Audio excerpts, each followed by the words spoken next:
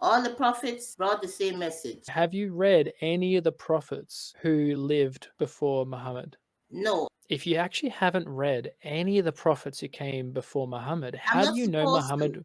I am not supposed to, because the Quran abrogated all those books was The given to Quran us. doesn't say that. The Quran doesn't say that it abrogates those earlier books. In fact, the Quran itself says that you must Read. believe Yes, it those says. earlier books. This is Mhm. in Surah chapter 4, Ayah 136. This is what it says. O you who believe in God and in his messenger, and the scripture which he has sent to his messenger, and the scripture which he sent to those who were before him. Anyone who denies his God, his angels, or his books, or his messengers, and the day of judgment has gone far, far astray. So, according to the Quran itself, you are commanded to believe in all the scripture that's before even the Quran. This hasn't been abrogated then. You're called to believe it.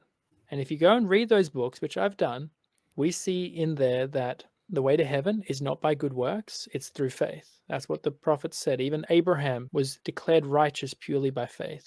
The prophet Isaiah said that God would come and be born as a son. He'd be called Mighty God. Repeat So that the to me. prophet Isaiah in Isaiah 9 verse 6, let me show you, I can show on the screen for you. It What are says you this. quoting to me? The Bible? This is from the prophet Isaiah. This is one of the books that the Quran says is from Allah. It says, "For to us a child is born, to us a son is given, and the government shall be upon his shoulder, and his name shall be called Wonderful Counselor, Mighty God, Everlasting Father, Prince of Peace." So there is a child, a son that's born, and he'd be called Mighty God. This is what the prophet Isaiah said. God come down as a man. And we see that Jesus Christ said that he is the God who came down. He was called God. He was worshipped. And he came to lay his life down to save us from the punishment we should get. Let's go back. Why was Jesus murdered and put on the cross? They didn't believe he was God. That's why they murdered him.